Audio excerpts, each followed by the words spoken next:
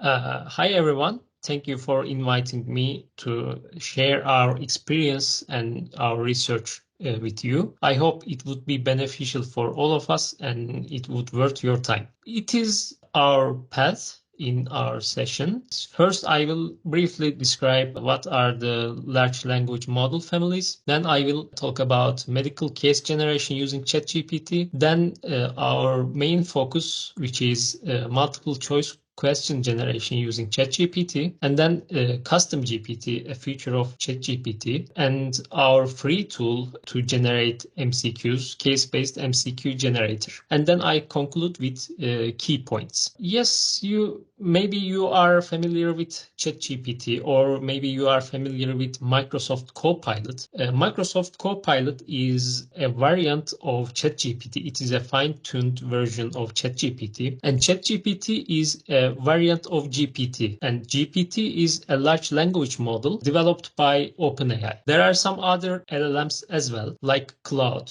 that has been developed by Anthropic. This is a group who left OpenAI maybe 3 years ago, and now their model outperformed GPT-4 in some benchmarks. And other LLM is Gemini, which is developed by Google, and these three models are closed source models. And there are some open source models as well, like Llama. Meta, it has been developed by Meta, Facebook. And there is one other open source model, LLM, Mistral. It is a French-based open source model, and there are some other models as well. But these are prominent examples of LLMs. Our focus will be only ChatGPT in this session. It has been released publicly in November 2022 as a variant of GPT 3.5, and we used ChatGPT in January 2022 to conduct a study. After that, GPT-4 has been released in March 2023. This is our research that we conducted in January 2023. In this randomized controlled experiment, we divided medical students into two groups. One group received ChatGPT-generated cases, and the other group received human written cases. At the end of the training, which lasted maybe 2 months or so, they evaluated the cases by using some metrics. I should mention that they were blind to the origin of the cases. And we found that the quality of the vignettes the cases are comparable to those created by human authors. So this is a promising result for using ChatGPT for teaching purposes. Yes, we generated cases, but how? By using some prompts. Prompt means that if we go very basic, it is a description of what you want AI to do. So this was our prompt to generate medical cases, and you can add your disease or problem you need and the number of sentences. You can generate these cases in your practice as well. You can see at the left hand side the human written case developed by human experts, and in the middle you see the prompt we used in ChatGPT to generate an equivalent of a human written case, and you see at the right hand side the case generated by ChatGPT. This was in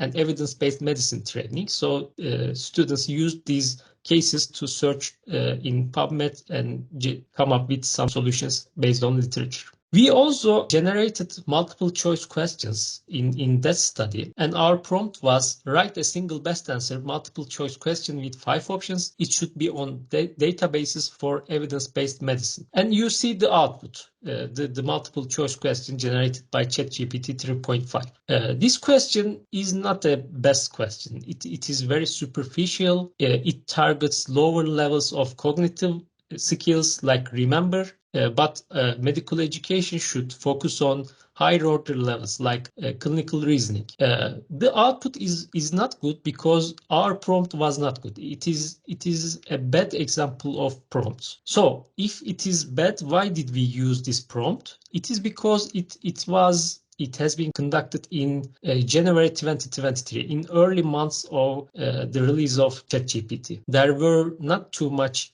source for prompt engineering, so we used a primitive, a very bad example of prompts. Another pioneering study conducted in February 2023, and they used another bad prompt like us. They used write 4 multiple choice questions with 4 answers and explanations for the incorrect and correct answers. This is another bad examples for prompt. And unsurprisingly, they found that the ChatGPT generated questions are not useful. There were some wrong information, some misleading information. There were some incorrect answers. None of the multiple choice questions were useful. And they interpreted this finding as ChatGPT fails to write appropriate multiple choice questions. But that's not true. The one that failed was not ChatGPT. The one is prompt. The prompt failed to write appropriate multiple choice questions. So we need good prompts. Prompt is important, and bad prompts brings bad output, as you can see in the examples that I provided. And expectations are also important because ChatGPT outputs aren't ready to go without review. You have to review them before using them. And this is within the current capabilities. It can change in the future. For example, if you only use ChatGPT 3.5, you can tell that it is not too much useful, but GPT-4 is way better than 3.5. It has more capabilities. It gives more useful answers. So if you didn't try it, I strongly recommend to try that. But the current capabilities, the GPT-4's capabilities doesn't allow us to use the output without any review. Why? It is because the inherent limitations of large language models. Large language models always hallucinate. These hallucinations are sometimes useful and sometimes not. And in fields like medicine, where truthfulness and accuracy are required, you have to review the output for correctness before using them. And you need good prompts. And this is an example to good prompts. It is very detailed. As you can see, it describes what an MCQ includes in a detailed way, so it helps to generate more relevant, more useful multiple choice questions. Here is another good prompt, well-designed prompt. It has a clever design because it mentions NBME format. NBME, as you know, National Board of Medical Examiners, and ChatGPT knows what NBME format is because it has been trained with the data on the internet, and there are many information about that. And ChatGPT, as ChatGPT knows this, if you mention NBME, it can generate useful MCQs. So this is another good example of prompts. And by using this detailed prompt, we generated MCQs, case-based MCQs, and then we integrated these MCQs into a medical exam for research purposes. In this exam, there were 25 multiple choice questions in total, and 23 of them were human written multiple choice questions, and 2 of them were ChatGPT generated multiple choice questions. And we found that the questions can effectively differentiate between students who perform at high and low levels. We found that the discrimination level of the questions are about 0.30, which is the required level for high stakes exams, and this result is very promising. But there were some problems as well, such as non-functional options. As you can see in the question number 3, A, D, and E options were chosen by students less than 5%. So it means that these options were non-functional. However, this is a ChatGPT generated question that we used in the study, and if you are able to generate a case-based question like this in a few seconds, just by typing a few words and hitting an enter key, this is extraordinary. This is a really remarkable thing. If you would tell that to someone from maybe 20 years ago or 10 years ago that you are able to do this in a few seconds, that they would tell you that this must be joke. They would not believe you. So as humans, now we have a strong tool to help us in medical education, and we should I believe we should use this tool by generating multiple choice questions. Yes, as I mentioned, we need good prompts, and prompts sometimes are very detailed, they are very long, and you have to copy and paste these prompts every time you need to generate an MCQ. It is an effortful process still. So to prevent this problem, we benefit from custom GPT feature. It is a latest powerful feature added to ChatGPT. It has been released in November 2023. In this feature, non-programmers can create and share their own GPTs for their specific purposes. You don't need to know how to code or something like that. It is just a conversation. You describe what you need to ChatGPT, to GPT Builder, then it develops a customized tool for you. For example, to create administrative assistants, online tutors, virtual patients, and more. The only limit is your imagination, and you have no obstacle like to know coding, because as a non-programmer, you can do that very easily. You can see here the main page of GPT feature, custom GPT feature, and we use this feature to develop a case-based MCQ generator. In this tool, you don't need to copy and paste every time the prompts, the detailed prompts. You can simply choose one of these prompts because it has been published in the literature, medical education literature. We chose one of them is my prompt, and the other one is Zuckerman and colleagues prompt, the one that helps us to generate MBME style questions. You simply choose one of these, and then you enter you type your learning objective or a disease or a clinical problem. Then this tool helps you to generate an MCQ according to your specifications. I shared the slide with Luke, and here there is a link to this tool, so you can access this using this link. And I should mention that this is a free tool. This is not a commercial product. We developed this for supporting medical schools, medical education, medical teachers, to help them in their educational practices and medical education research. But you need to have a GPT-4 subscription to use this tool. It is imposed by OpenAI. It is a requirement, but it is a completely free tool. And we introduced our generator in this publication. You can read the details how we developed this tool and what are the benefits, what are the next steps.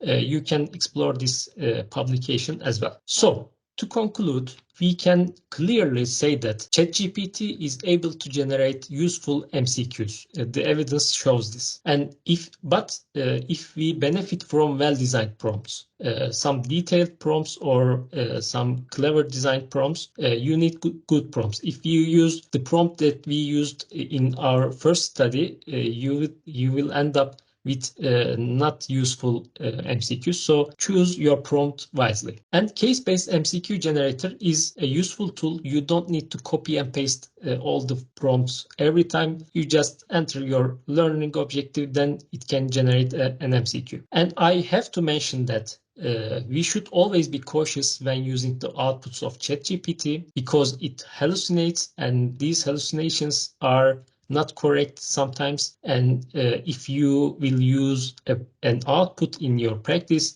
you have to review it before using them. And my last key point is follow the Flamingo for more updates.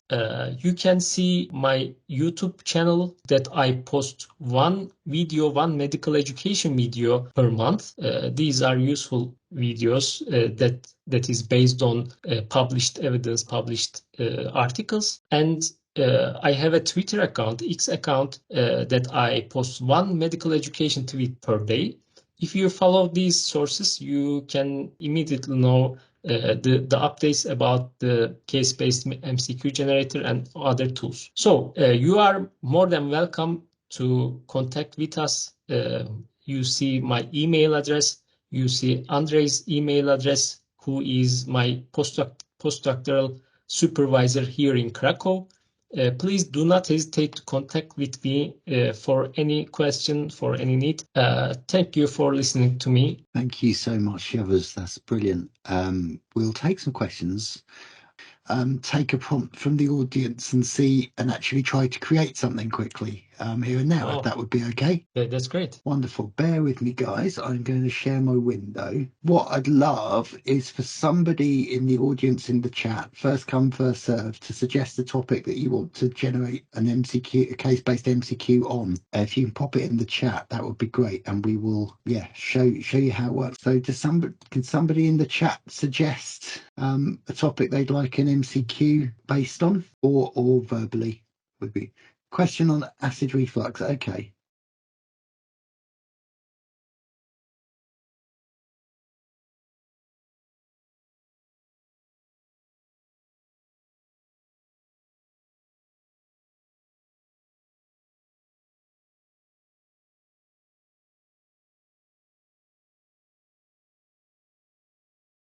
So I've asked it to create an MCQ on acid reflux, and this is using Yavuz's tool.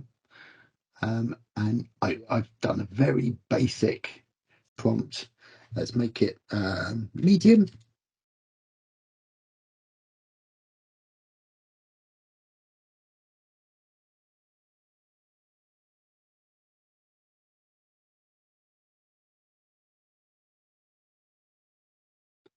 And while we're doing this, if anybody wants to, well, let's see. So it's coming up now. It's got a 45-year-old male. It's given some details. It's given the question stem, what's the appropriate initial management strategy? And then it's giving us the correct answer and some feedback on terms of why some of the answers are less correct.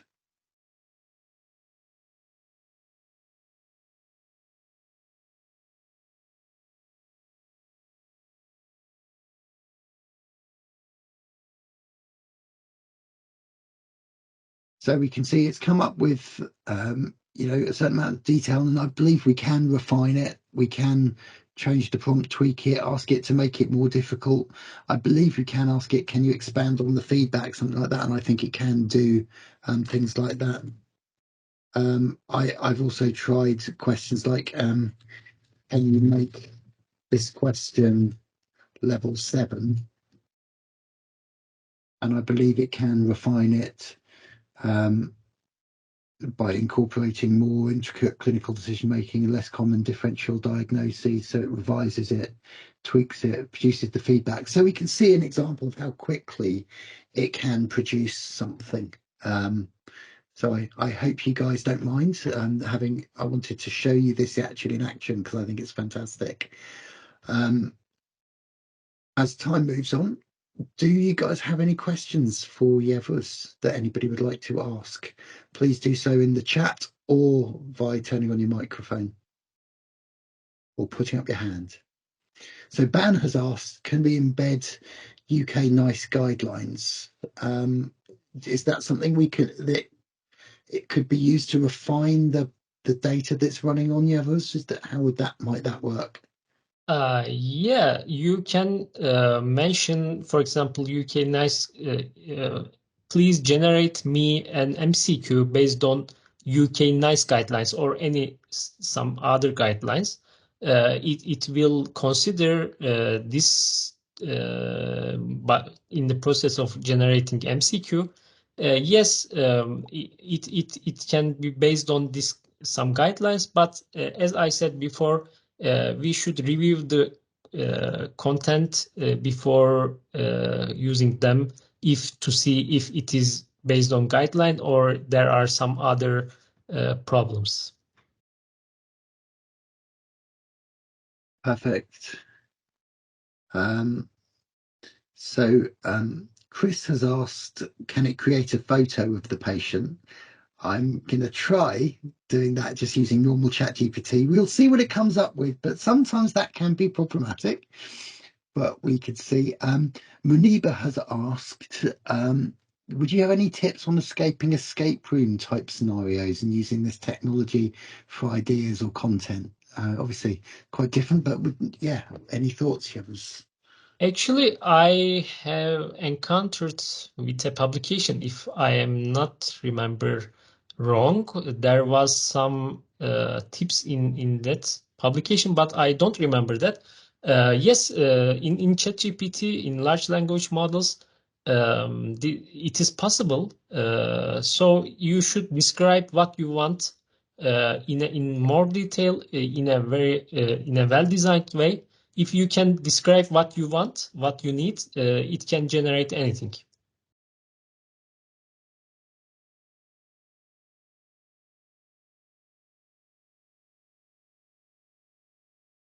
Perfect. So we're going to see. I've now asked it on the screen that you can share to see if ChatGPT can create an image based on the case that it described. We'll see what it comes up with. I'm not necessarily optimistic that this will be the way to go, but we can but ask.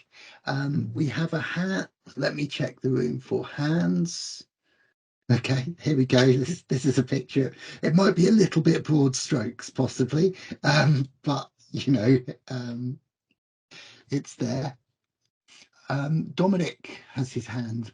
Feel free up, Dominic. Feel free.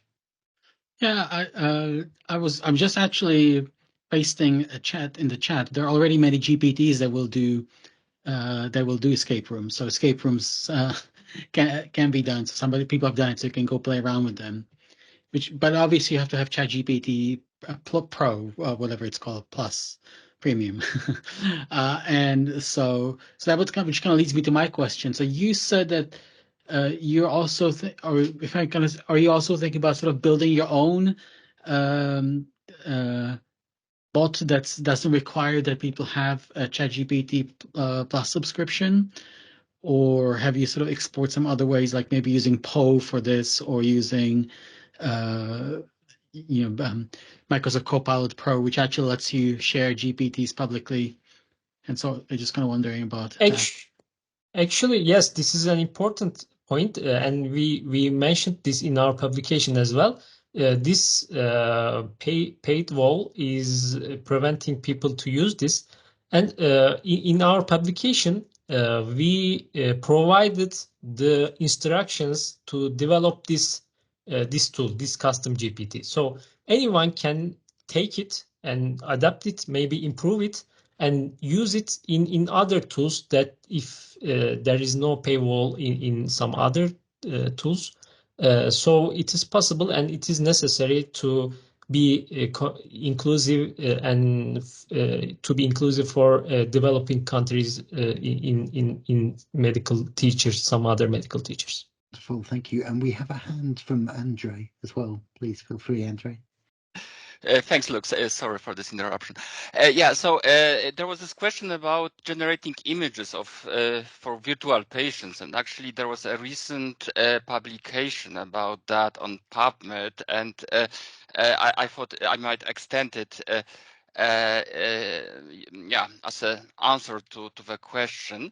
So I have copied in the chat, and actually the second link shows directly a collection of 30 images for case vignettes that were generated not by ChatGPT but by Adobe Firefly. And I hope you can open it without the need to be connected to an academic network.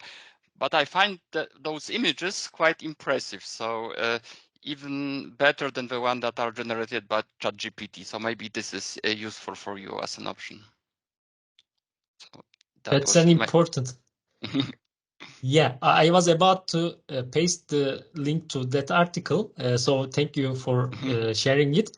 And I have to mention that again, yes, it can generate many content, even visuals, even patient visuals, but we have to be careful before using them because one of the articles published used an anatomical structure an image of anatomical structure, but with ChatGPT, but it was not resembling the reality. It was a little bit different. So that article has been retracted because of this. So we have to be cautious before using them. But Andres, the article that Andres sent is very useful for generating these images for teaching purposes. So thank you. Thank you very much, Yavuz. I think we are sort of at about 25 to 4 now, so I think we can move on to our next speaker. Thank you very much for sharing all that information. That's brilliant. And hopefully there'll be a bit more time for more questions, sort of general discussion at the end. So it'd be great if you could stay for that. But in the meantime, if we can have some virtual applause for Yavuz, please. That's really fantastic and just really interesting work, and I think be really inspiring for those of us